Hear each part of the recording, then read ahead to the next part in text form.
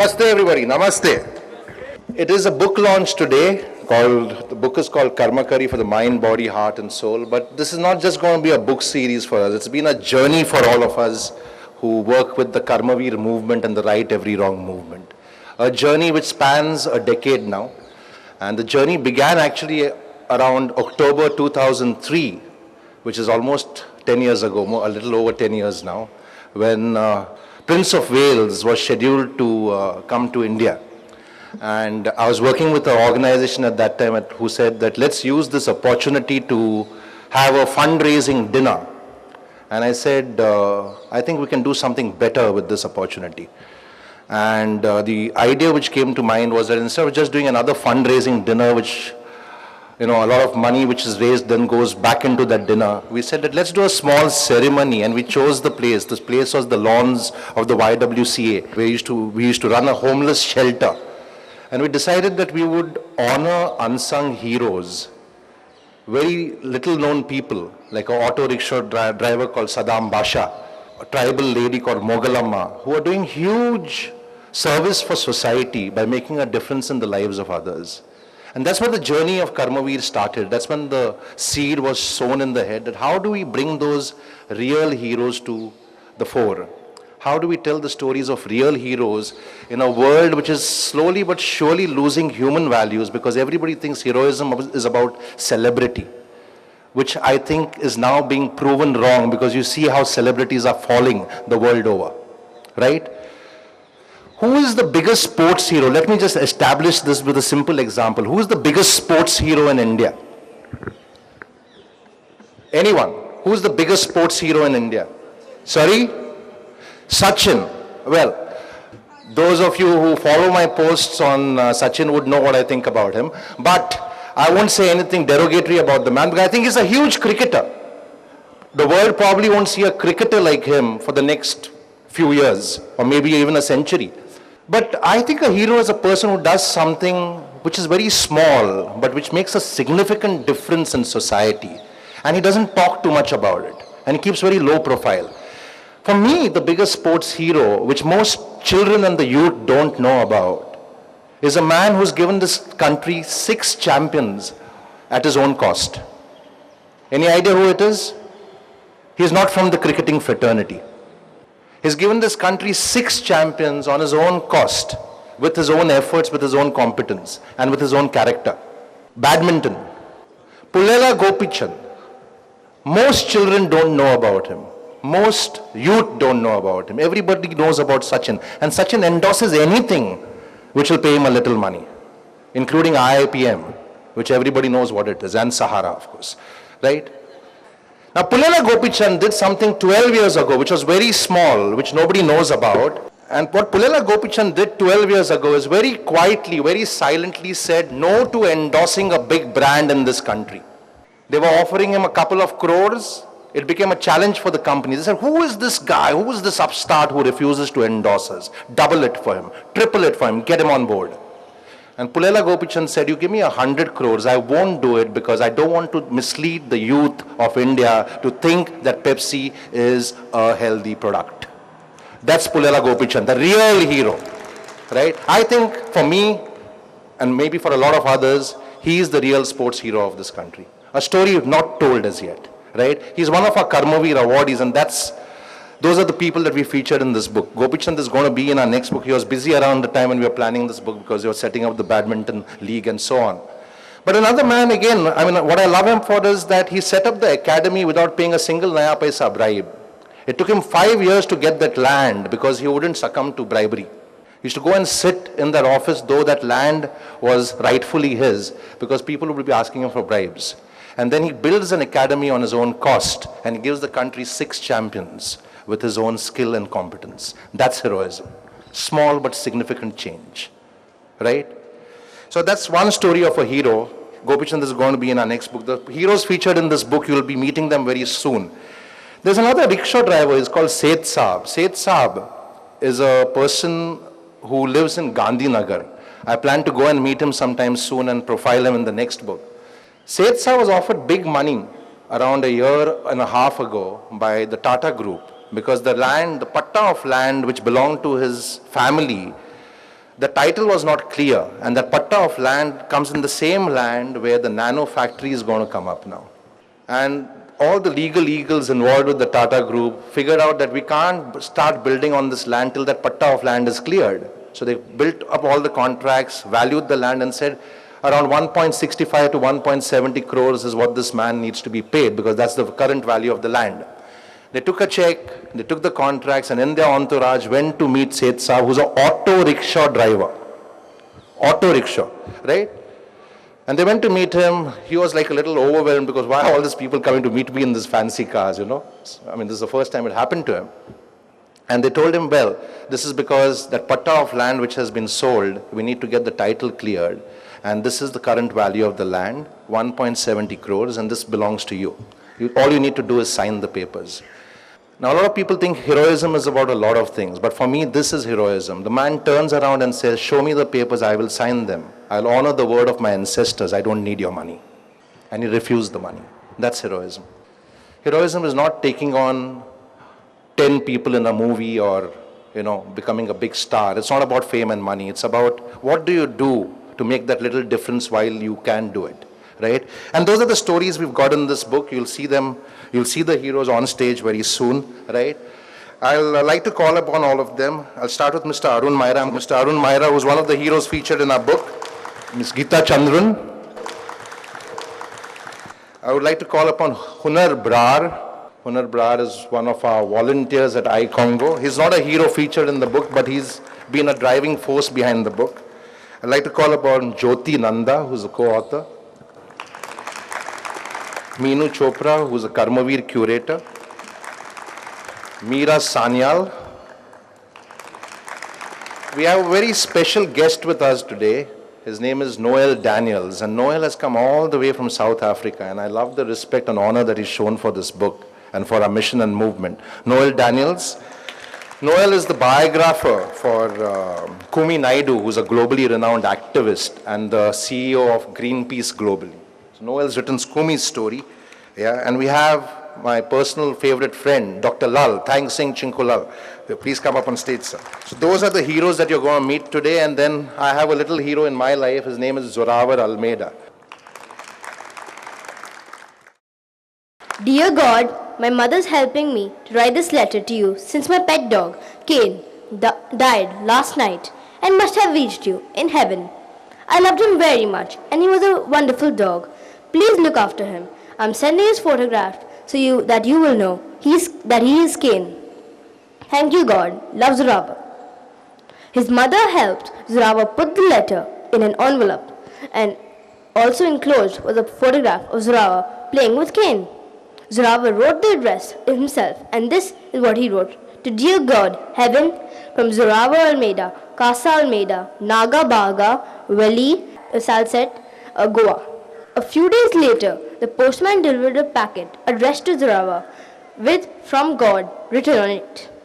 Zorawa opened the packet excitedly. He found two letters. One was a letter his mother had written on his behalf, and the other was a little note that this is what it said.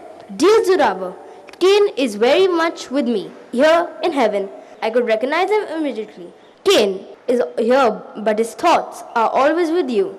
He loves you and misses you. Thank your mother for helping you write this letter. What a wonderful, caring mother you have. You people who love and care for others. Love God. So who was this person who took out the time to help a little boy keep his hope and faith alive? It's all about paying it forward, isn't it? Thank you, Zorawa. So without taking more time, let me call upon Mr. Arun Maira. After hearing your son speak, I felt I can't speak anymore. It was so beautiful. Thank you. I got to know Geeta. The first time I met Geeta was 10 years ago.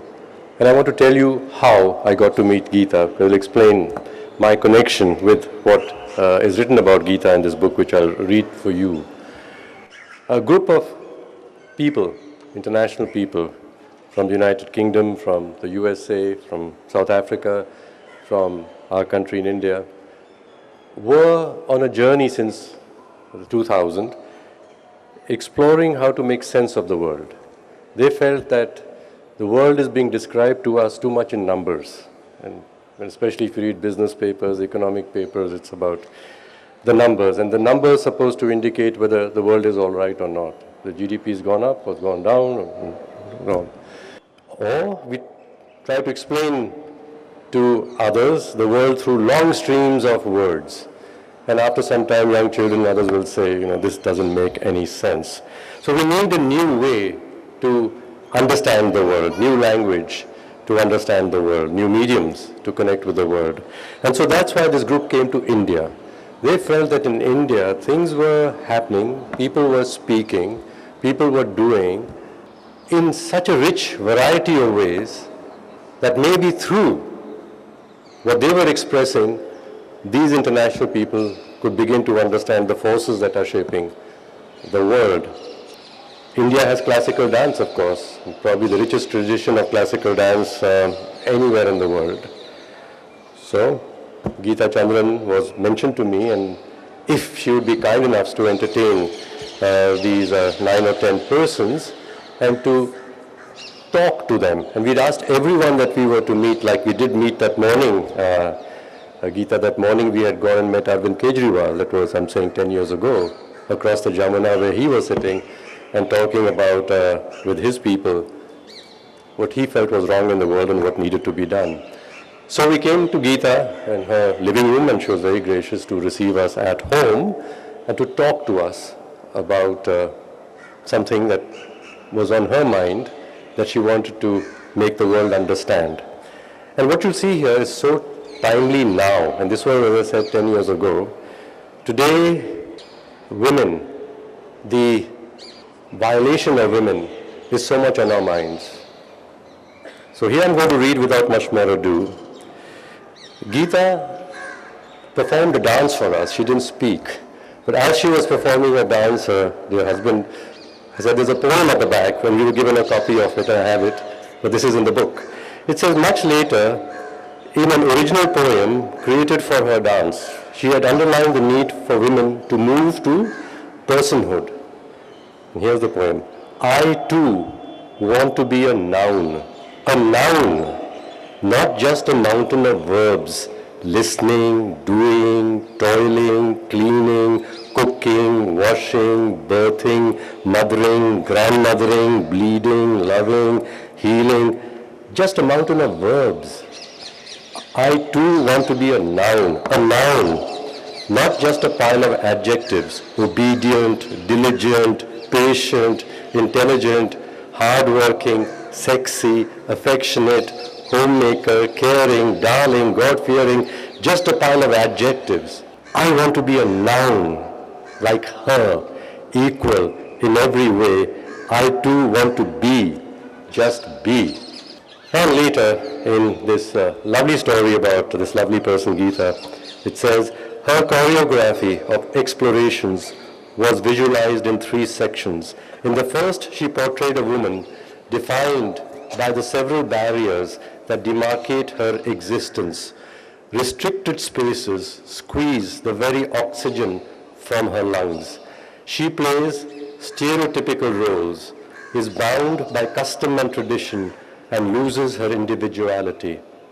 In the second section, the choreography presented a woman slowly stepping out of traditional boundaries and exploring changing identities. The ideas that she tried to capture were a woman's journey from consent to dissent, from periphery to center, from diffidence to confidence, from within to without, from without to within, from gender to identity. The last segment of the dance celebrated women's freedom to fly and liberty of choice. It celebrated a woman's personhood. This dance became very dear to her as an artist because its universality was amazing. In it, she captured the many journeys and struggles of her friends, relatives, and students. She remembered her own journeys, conflicts, and so many situations when one is plagued by doubts.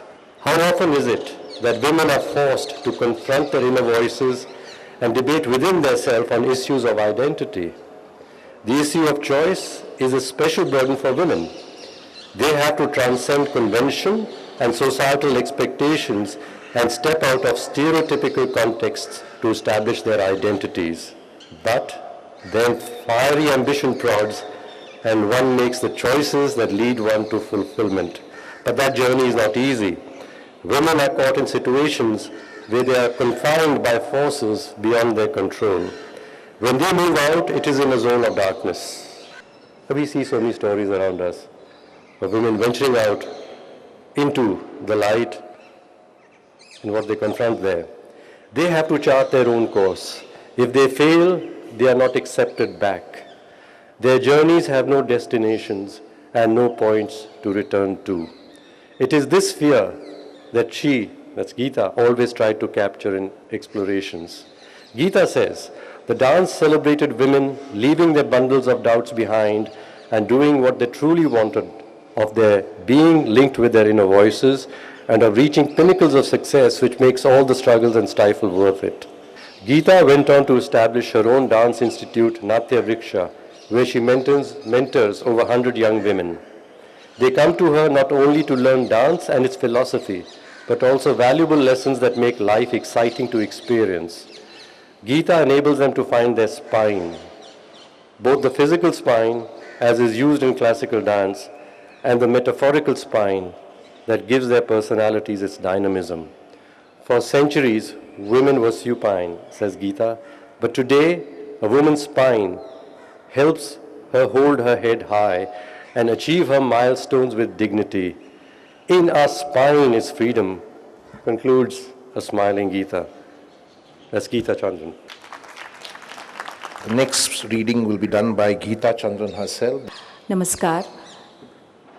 I would first like to congratulate Jerry and Jyoti because getting all these stalwarts to write is not easy. And I think 2 years is quite a good deadline that you've kept because following up with each one of us must have been hellish. I, as an artist, I feel there's so much that we can do for society. Unfortunately, we come from that background. We are packaged as celebrities, and we don't see ourselves as celebrities, but it's very easy for the media and other people to see us as celebrities. So it's only our gurus and our entire tradition that teaches us humility. It's a very humbling experience to be learning the arts, and I feel terribly humbled each time I perform or I teach. And it's about 15 years back when I started thinking about how the arts could be a vehicle to bring about social change and address issues that are close to me through dance. Needless to say, I was ostracized by my own community for having done that because the traditionalists looked at me and questioned me and said, "What is she doing?" But never mind that. I felt the need to do it, and I'm happy that many have followed. And today we see a lot of people talking about social change through performance, through a process, through workshops, through a whole range of activities which come out of the performing arts. As an artist, I'd like to pay my humble respects to these great heroes through a work of a person whom I admire greatly, M.S. Subbulakshmi, who's a Bharat Ratna, and who sang at the UN General Assembly many years back a beautiful hymn which talks about a society free of war and stress. So I'd just like to sing that, a 2-minute hymn, after which I'd like to ask my husband Rajiv Chandran, who has written my story, to read out of the book of the story of another hero. Maitrim bhajata akhila hrijetrim, Maitrim bhajata akhila hrijetrim, Maitrim bhajata akhila hrijetrim, Atmavadeva Paranapi Pashyata, Atmavadeva Paranapi Pashyata, Yuddham Tyajata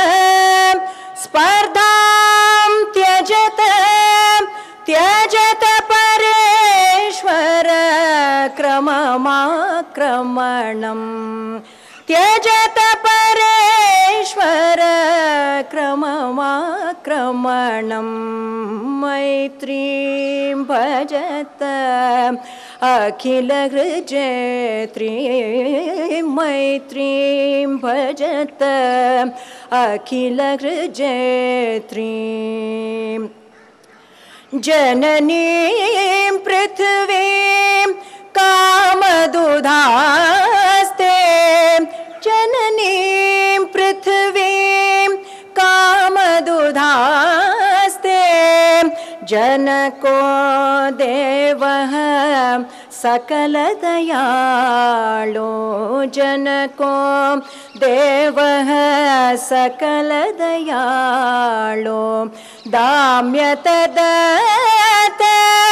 दयध्वं जनता दाम्यतदत दयध्वं जनता श्रेयो भूयात् सकलजनानां श्रेयो भूयात् सकलजनानां श्रेयो भूयात् सकलजनानां श्रेयो भूयात् सकलजनानां श्रेयो भूयात् सकलजनानाम्.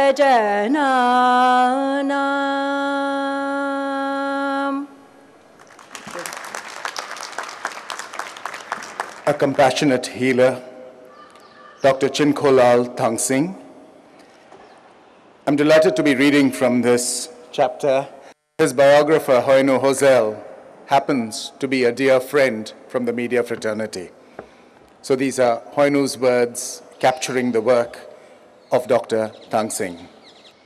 Right from his childhood, he knew there was more to his world than he could see.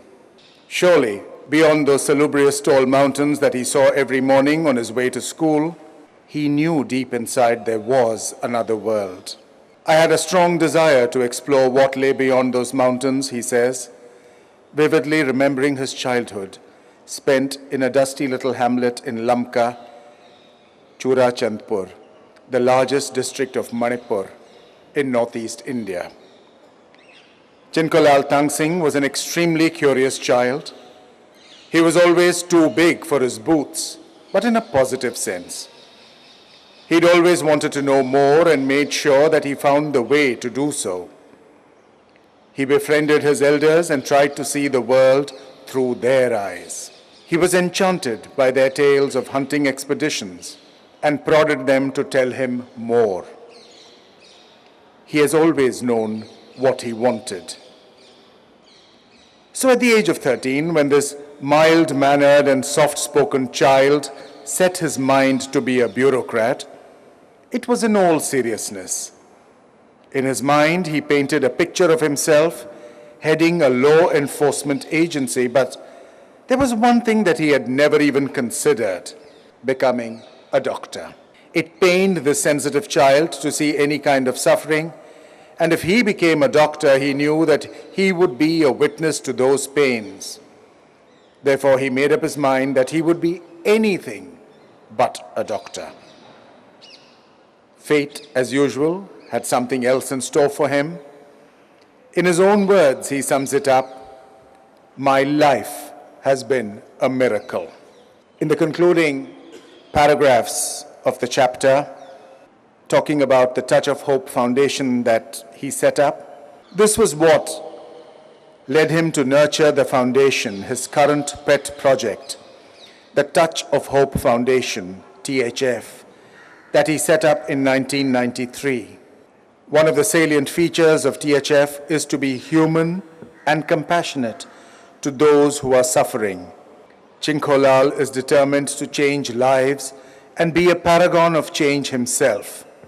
In less than 2 years of working on his foundation, THF has provided humane, holistic services to over 1,000 HIV patients and reached out to over 3,000 family members of people living with the virus. The Abundant Life Project supports AIDS-infected and vulnerable children's education. The Income Generation Project, especially for widows, has revived hope and brought smiles to many faces. His work has just begun, and he is keen to spread his compassionate care model in India and abroad. Would life be any different or better if he was a footballer or a bureaucrat of sorts? Chinkulal has no regrets whatsoever. He is always frank, cheerful, and devoid of airs as he redefines the existing methods of healthcare and keeps hope alive each day. He has indeed gained a legendary status in the fight against AIDS the world over. Thank you. We move on. We have a young volunteer who works with iCongo and is now pursuing his MBA. His name is Hunar Brar, and Hunar is going to read about our hero who's not here with us today, but his name is Sailesh Mishra, who does a lot of work with the elderly, for the rights of the elderly people. Yeah, thank you. Namaste everyone. He got the shock of his life when he found an 86-year-old lady demanding to go to school. What? School? He laughed and dismissed the demand, but she was persistent. After some time, he began to take her every day to make-believe school within the township and bring her back, a satisfied schoolgirl. Strangeness of the demand and the simplicity of the solution left a niggling question mark in his mind. And another lady, frail and docile, made Sailesh sing same song every night and would sleep only after she had heard it. Every encounter with a resident taught Sailesh that beyond administrative efficiency and technological advancement, it was essential to be a human being. Thank you. Hello everyone. I would just like to say that it's amazing how I have become a part of this story. And thanks to Jerry, we just met briefly. We were working together for a little while, for about 6-8 months. And that's when Jerry shared that this is what he's thinking, and he asked me if I would like to do something. And I said, okay, I'll do it. But I didn't know exactly what this whole thing would entail. It's only when I began that I realized it's going to be such an amazing thing. Because this book is all about energy of people who want to make a difference, the energy of people who want to do good. And I think this book is going to go far because we have more plans for it. And thank you once again, Jerry, for making me a part of this. Thank you so much. Meera Sanyal, this is your story apart from that. November 26, 2008, terrorists struck an unprepared Mumbai. It was the very same night that Meera Sanyal, chairperson of Royal Bank of Scotland, India, was in New Delhi, receiving a Citizens Award from iCongo. The bank, whose Indian headquarters were located right behind the Oberoi Hotel in Mumbai, was directly impacted that evening. Overseas visitors were trapped in the hotel. The staff members were trapped in the office. Panic and terror had spread across the entire city. On receiving news of the attack in New Delhi, Meera immediately put in motion the bank's disaster recovery emergency procedures. This included tracking down the bank's 2,500 employees in Mumbai, ensuring all overseas visitors were safe, and making arrangements to service clients the very next day. In contrast to this calm and measured response, confusion reigned among the authorities in Mumbai. They were taken by surprise and bewildered by the attack. They didn't know how many people were trapped in the Taj and the Oberoi hotels, how many had been saved, and did not even have access to the hotel plans. 3 days after November 26th, when the terrorists had been killed and the last one captured, the usual debates began. All over Mumbai, hoardings and stickers proclaimed, "We will never forget 26/11. There was a feeling of collective brotherhood, but also of collective helplessness. Everyone said, the middle class must enter politics. But nobody stepped forward, except one. People like us tend to criticize and analyze, but do not participate in the political process. Meera told me, that is her biographer, Manjeet Kripalani, when I asked her why she had decided to step away from a successful banking career to enter the turbulent world of politics. Politics matters, and in a country like India, it affects every aspect of our lives. Watching the television coverage of the terrible attacks on Mumbai, I decided that if I felt I could contribute to solution, then I should roll up my sleeves and simply do so. So in March 2009, Meera decided to contest as an independent candidate from South Mumbai for the Lok Sabha elections of 2009. The time she felt was right to stand against the populist and divisive politics that dominated India. There was a need for citizens to re-enter and reclaim the political space. Inspired by the liberal tradition of Sri Rajagopalachari and Minu Masani, she felt that it was time to speak up against the narrow, non-liberal and parochial policies that were beginning to dominate our country. And no matter what the outcome, she felt that it was time that someone took the first step. Ek kadam, to make a beginning. Ek kadam, only one humble step at a time, but the first one in a long journey. India will hear more from Meera in the future. Thank you so much. Namaste everybody, and thanks Jerry for all the good words. Today I am going to read the story of Subhashini Mistry, and I am really glad that I am reading her story because I draw a lot of inspiration and strength from her story. And incidentally, her story has been written by Anita Pratap, who is also a Karmavir awardee. So I'll go straight to the story. At 12, Subhashini was married off to Chandra, an agricultural worker who lived in Hansakpukur village. He earned rupees 200 a month. Subhashini struggled to make ends meet. Disaster struck in 1971. Her husband began writhing in pain and she rushed him to the district hospital in Tollygunge, Kolkata. The anxiety over her husband's deteriorating condition gave way to horror as she realized that the doctors and nurses refused to pay attention. Because he was penniless. Death ended her husband's story. Through her tears and fears, Subhashini made an oath that fateful day. No one should suffer her fate. She made a promise that she would do what it takes to spare people of this nightmare.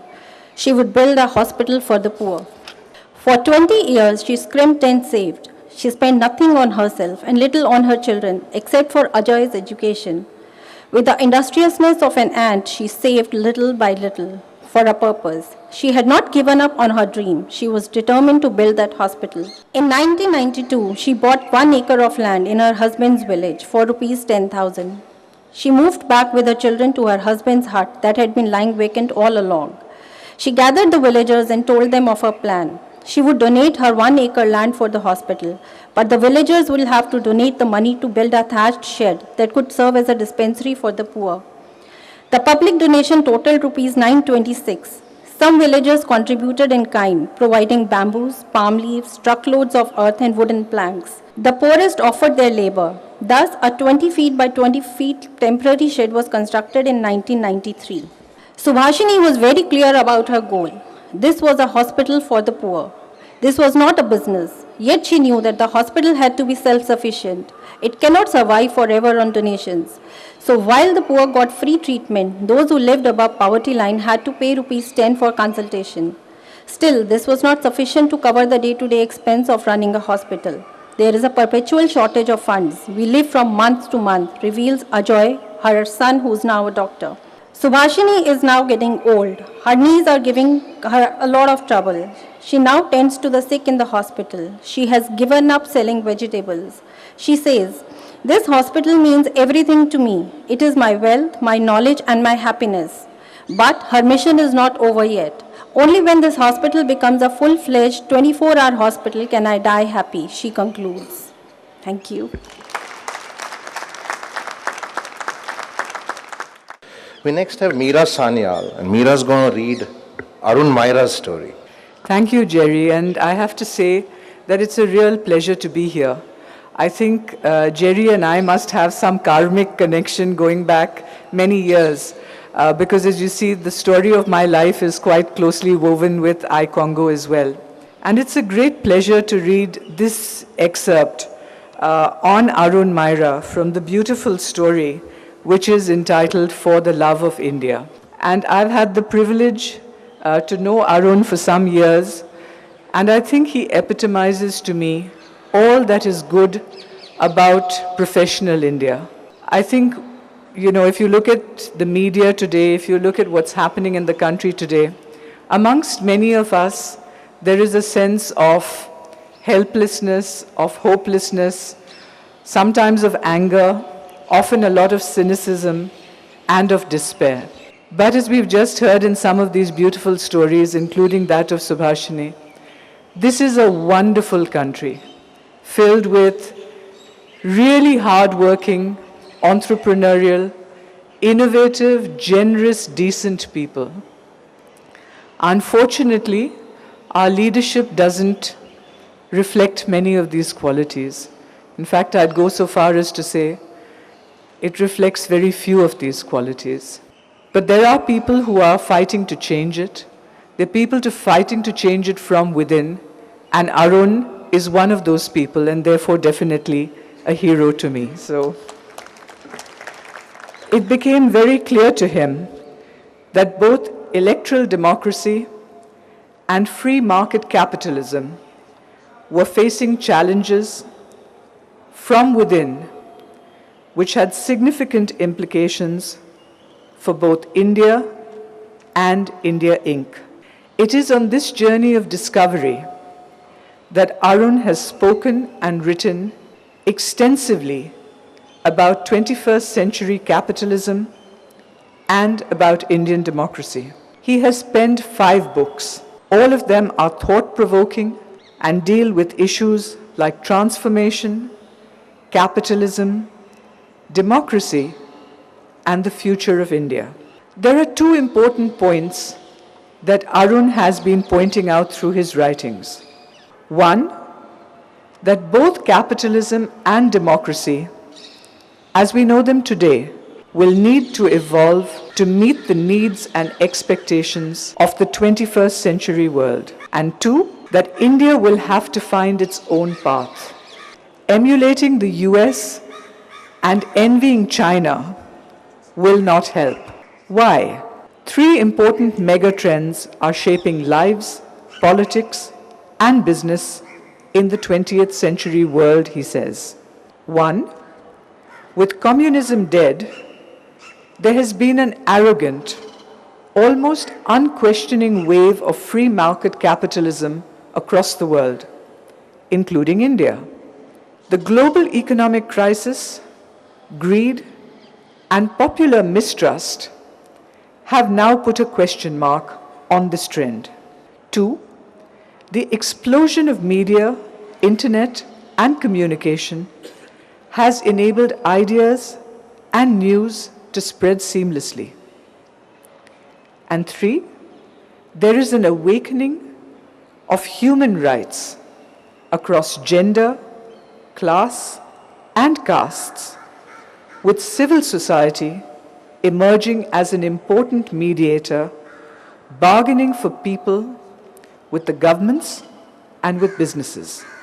Amid all this, the government's role is shrinking in the democratic world, even as corporations expand theirs. Combine it with the fact that governments, no matter how much we may criticize them, are elected by and answerable to their people.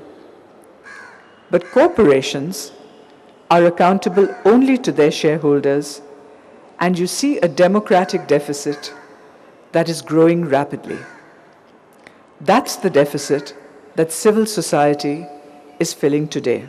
All this has serious implications. Institutions and rules of the past will not work for the future. Democracy has to be much more consensus-driven. From Occupy Wall Street to the Anna Hazare movement in India, both Eastern and Western democracies are realizing this. Democratic governments must learn to listen to the diverse voices and then be able to build consensus, he says. Change is never easy. To get out of mental ruts and institutional silos is difficult. There is so much inertia inside government. There must be more passion for change, for the sake of the people and for the country. Fortunately, there are so many people outside the government, and I think many of you are sitting here today, who are willing to give their time and talent without compensation for the sake of the country. With their help, Arun has presented plans for India with a difference, presented many scenarios about what the future of our country could be if people work together towards a vision of the country that we want to create for ourselves and our grandchildren. Arun has closed this story with a beautiful prayer, and I think it unites many of us who struggle to understand what we can do to bring change. So what next? His reply is cryptic. May God give me the courage to change the things that I can, and the serenity to accept those that I cannot. Arun, it's been a privilege and a pleasure. Thank you. In response to the award being conferred on me, I want to say something very briefly, because I believe that when I return at the end of February, I'll be given 15 minutes to speak. Yeah. Sawubona. Firstly, I want to say thank you from the bottom of my heart for the acknowledgement and recognition of the work, the service I have been able to contribute in this lifetime. In Africa, there is a greeting that goes, Sawubona. Instead of saying hello, this greeting is saying, I see you. This making of a person visible is significant. We know that many of the injustices and inequalities in the world today are about making people, especially the poor, the vulnerable, the exploited, the disabled, the oppressed, the voiceless, making these people invisible and excluded. Thank you for seeing me. In particular, I want to thank Jeroninio Almeida, Minu Chopra, and Colonel Sanjeev Dutta. I see you. Secondly, I want to emphasize that the recognition given here today is not about me. In Africa, we speak of Ubuntu. I am a person because of you. I am who I am because you make me. Ubuntu speaks to the collective value of being interdependent, developing solidarity, and establishing a positive sense of personhood. We cannot realize our full potential through solitude alone. We excel through our relationships with other people. Mbeki, the great Zimbabwean writer and proponent of Ubuntu, says that if we want to dissolve the mystery of our personal destiny, existence, and purpose, then we should engage in courageous encounters with each other.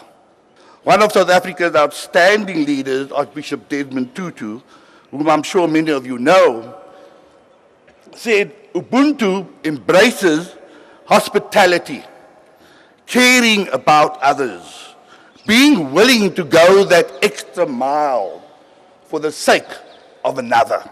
And he goes on to say that when I dehumanize you, I inexorably dehumanize myself.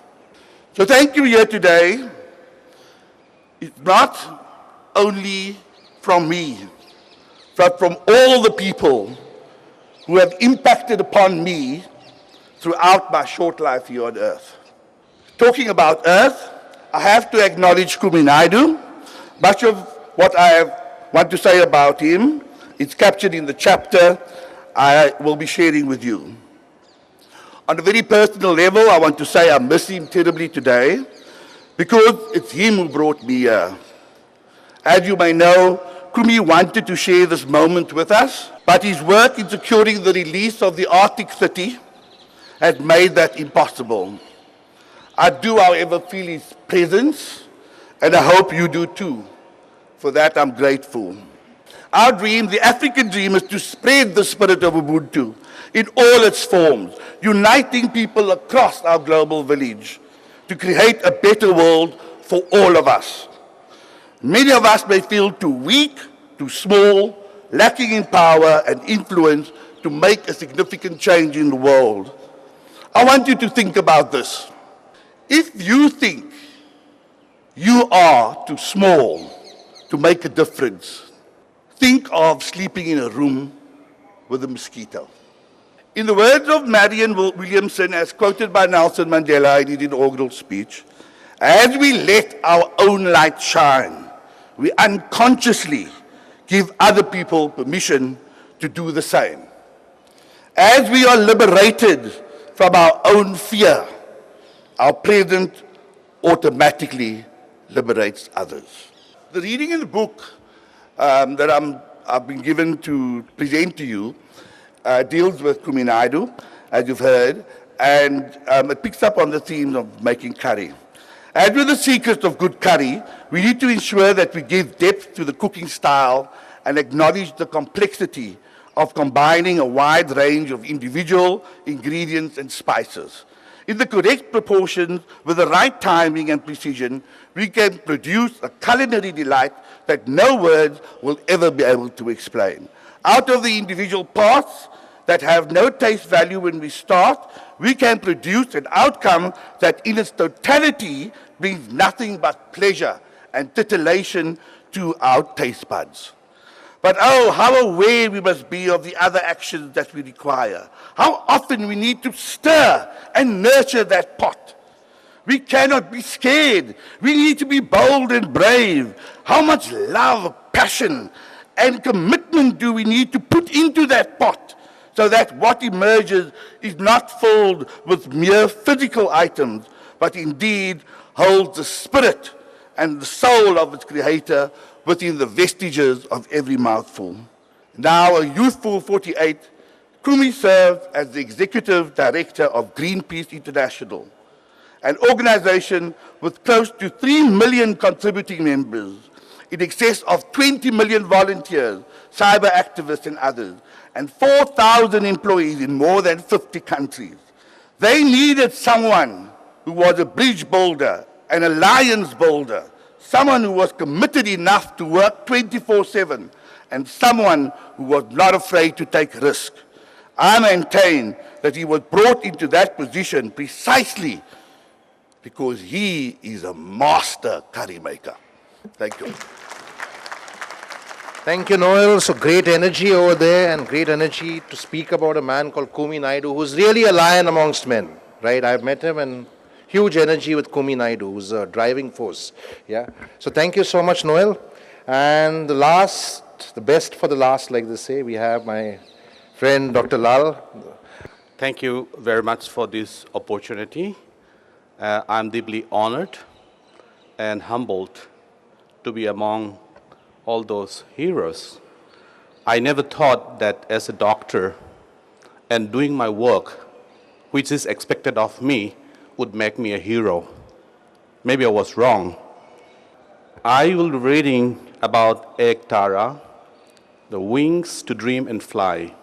Ek Tara was started with the idea of providing hope to the underprivileged youth in an attempt to help them realize their potential. Its purpose was to fill the gaps in the life of children.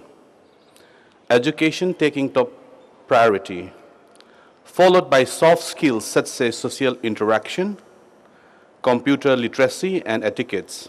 They hope that providing the youth with equal opportunities would at least help them tap into the hidden potential and improve their lives and of those around them.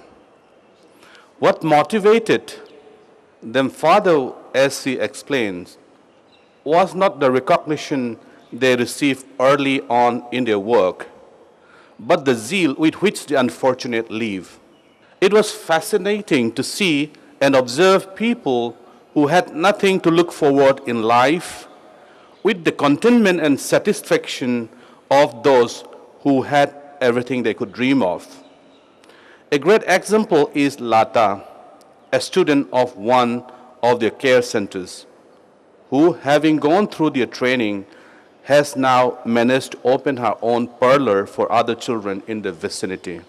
Geeta feels quite strongly about this and seems to think that her own life until now has been spent on a constant race towards accumulating greater wealth, power, and status. However, the level of satisfaction she gains from the smiles of her children never ceases to amaze her, and she regrets not having started her work earlier on.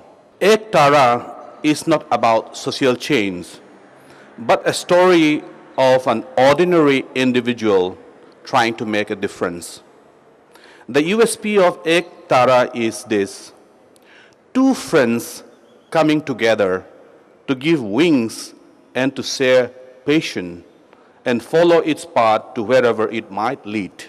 Few people have the courage and motivation to work an unknown path, and this is exactly what defines Geeta and Jaya. Thank you very much.